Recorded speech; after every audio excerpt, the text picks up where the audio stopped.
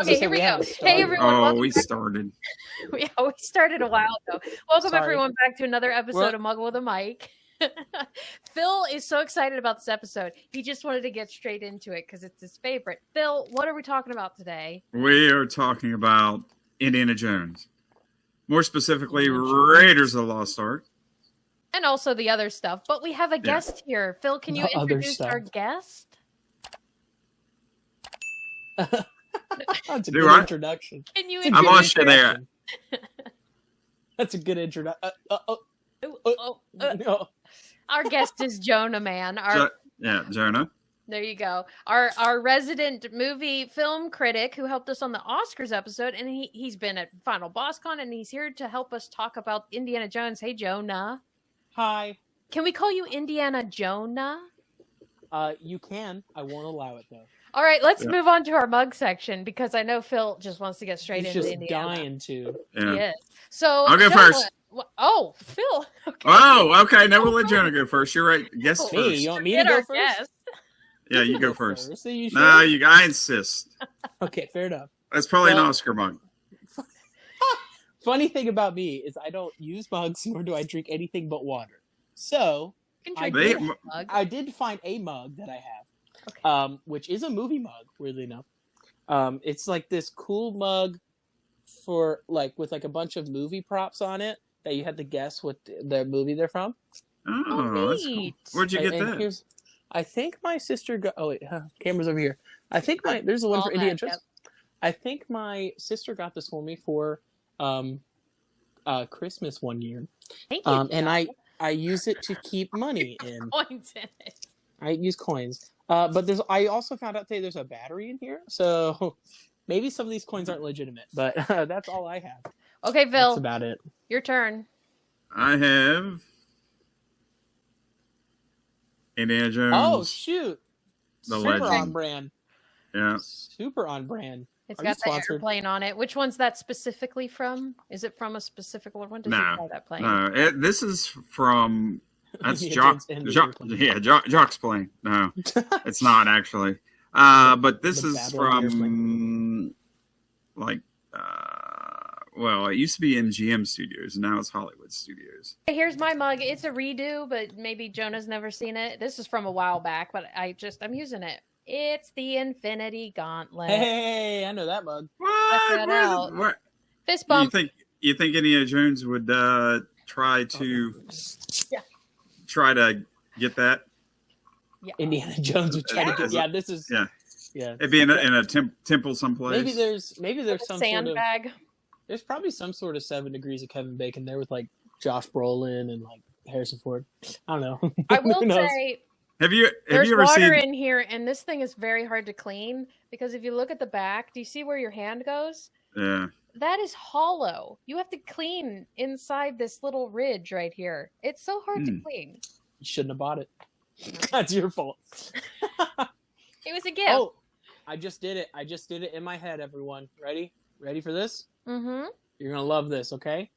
So, Josh Brolin was in Avengers Infinity War with Tom Holland, who was in Spider-Man No Way Home with Alfred Molina, who was in Raiders of the Lost Ark with Harrison Ford. Just did it. 4. Correct. That was 4. Yeah. Dude, I'm so good. I just did it in Phil, my head. why do you love Indiana and your favorite film? Just tell us about your love for Indiana Jones. It was just he was my childhood idol. I think I was about 10 years old when that movie came out. So 81. yeah, That's crazy. Yeah, but back then, of course, you didn't. Films were different. Yeah, there you go. So it's like if you miss it in a theater, it was kind of the dawn of VCR. So I remember going and renting that bad boy, VHS, and watching it over and over and over and over. So And I even had, why was he your Great hero? movie. What did you find appealing about him? Oh, just the quest for, treasure, adventure. It was just He's everyone's hero. Let's yeah, just be he's honest. everybody's hero. I mean, who could be cooler than Indiana Jones? He's arguably, I would say, maybe the most famous movie character of all time. I mean, like, honestly, I would maybe Luke maybe Skywalker, maybe a little more. Darth Vader. Oh, I guess that's fair. Yeah, I'd say Darth Vader. I would say he's probably the most iconic, but can we point out that George Lucas is involved with both of those? Yeah, of course he is. And really, they didn't want George Lucas didn't want Harrison Ford to play Indiana Jones because he just came off of Empire Strikes Back. Yeah. So, and he'd already used him in American Graffiti and the first Star Wars. And they initially hired who, Jonah? You know, of course. For Indiana Jones? Yeah. I don't know who they initially hired. Really? Tom Selleck. Oh, that's right. Okay. Yeah. I remember my dad told me that. He was doing Magnum PI, so he couldn't. Could you imagine Indiana Jones with a mustache? I know. That's disgusting. And a Hawaiian shirt. That is absolutely disgusting. But that's one of those characters where That's terrible. That's just one of those characters where nobody else can play. Whoa. Jonah, that is amazing. It's like Stranger Things. Do that. It's like the Upside Down. And there's no sound. This is amazing. No, we can't hear you. Oh, what's the bad guy from Stranger Things? He's got you. Vector. Yeah.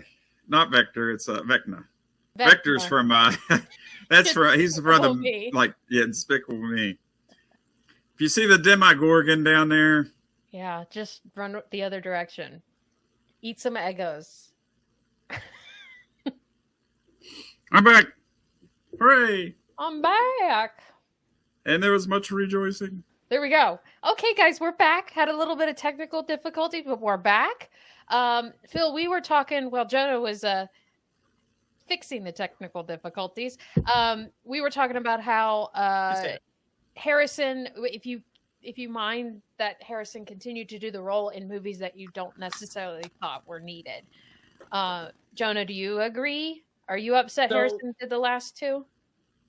So, when it comes to the last two movies, I know why they were made, and I acknowledge the purpose. I think we're kind of getting ahead, but I think the original trilogy ended perfectly. Him, his father, his friends riding off in the sunset together. I think it was a perfect ending. I mean, do you think as a character, just like Captain America, it's like, hey, yeah, I do want to grow old, but I'm going to hang up this mantle, because my prime is gone. So I think, even with Kingdom of the Crystal Skull, he got married. He got everything he wanted. He got, married. He found out he had a kid. They were going off to live together. Why ruin that with Dial of Destiny where they're all divorced and he's alone and he's like not doing anything he loves anymore. I mean, would you rather, sure, he's indie and he's still a hero, but at a certain point, he needs to hang that up and just be happy. And I think he would have loved that, but I think it almost gave more substance to the character when you see that even, bad, unfortunate things happen to Indy. Yeah. I don't know. I get what you're saying. I get what you're saying. Yeah. You want to just keep the picture of him as a heroic guy with his hat and his lasso, and then move on. You want to have that happily ever after. I've got a lot of spoilers. I kind of know what happens. Because I want to talk about the ending. We're kind of jumping way ahead. Do you guys want to talk about Raiders first, or I don't know. Jumping, naturally going into it. We're jumping just ahead to the end, and I've really been wanting to talk about the end, but we can hold off. That's the problem is with this logo here. It says Dial of Destiny. That's because that's the movie that came out. That's the movie that came out currently in 2023. Yeah. Okay, here. Why don't we do this? You little mudgeons. Hold on. Here we go. How's that? Indiana Jones. It's Tones. Tones, actually. It's Indiana Tones. Thank you very much. Yeah. Raiders is the worst movie ever. No, I'm just kidding. Raiders is, in my opinion, the greatest adventure movie ever made, and I do not think it'll be possible to be topped in the future. I think it's just... And I think one of the things that lent itself to that is it was practical effects. Yeah. I mean, you can't... They didn't have CGI back then. Everything was done practically. I mean, drug Harrison Ford behind a truck. I mean... super real. Yeah, everything's super real. But just, you had all the, as we were talking about before, you just had that quest for adventure and all those exotic locales. And, he was kind of a man of mystery. I mean, it was the way it opened. You didn't know anything about him. You just knew that you didn't want to cross him. 100%. And then you had the flip side of the intellectual side of him being a professor. Yeah. And then I also love the thing about Indiana that it's like he's not a martial artist or anything like that. He's just a typical guy who likes history and adventure, and he just does the best he can in the situation. Somehow he gets through things, and he feels like a real guy, Yeah.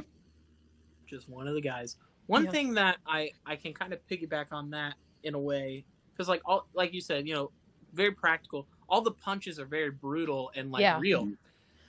One of the things I've always respected and why I think Steven Spielberg is one of the best filmmakers, I mean, currently living and ever lived, maybe the most iconic of all time, is that he has always had the mindset of like an indie filmmaker. All the movies that he made from a very young age and very early movies like Raiders or Jaws or anything like that, he always had this mindset of just making the best movie he could in the smallest budget that he had and just trying to make a nice movie. It just happens that these movies are huge hits that are giant, very iconic movies, but he's always had that indie movie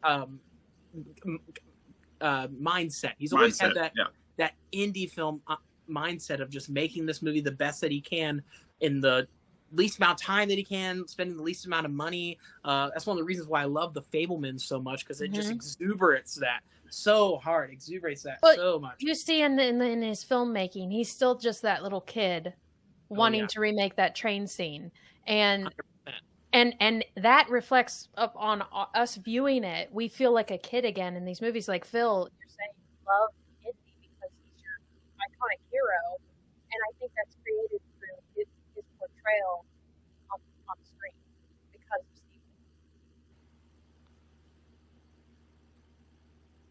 Can't hear you.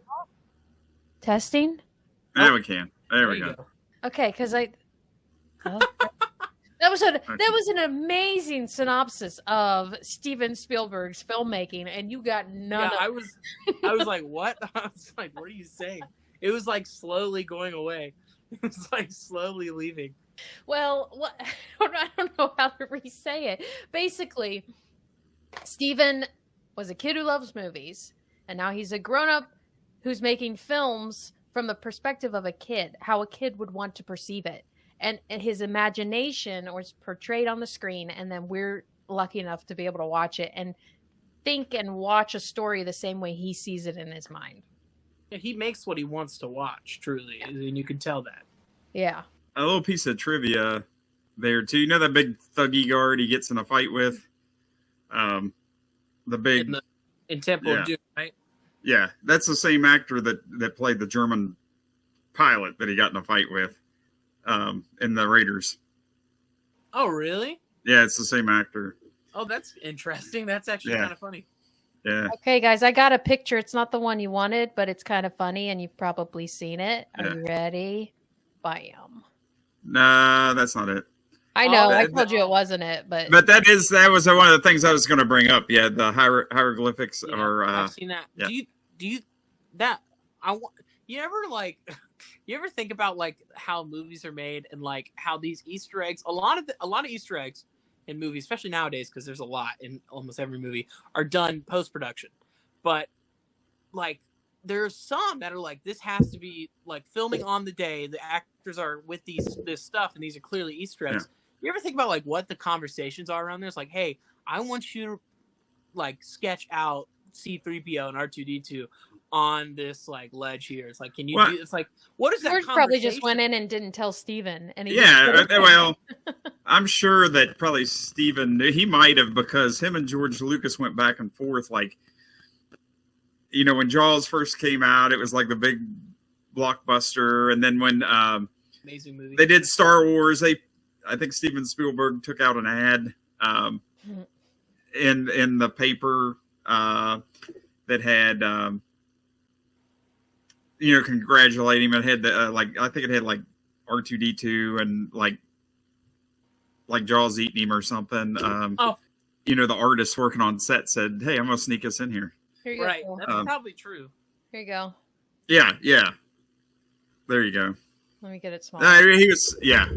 He was Oh. catching Jaws. That's so Yeah. cool. That's so sick. Yeah, because like Star Wars, like beat Jaws, and then I think it went on. Like I said, they did one for maybe E.T. when E.T. like kind of. Dear George, last week Star Wars moved ahead of Jaws in domestic film rentals. Your hyperspace performance package really did the trick. Congratulations to the Cantina crowd and all the forces of your imagination that made Star Wars so worthy of the throne. Wear it well. See, that's great when colleagues do that kind of stuff. Yeah.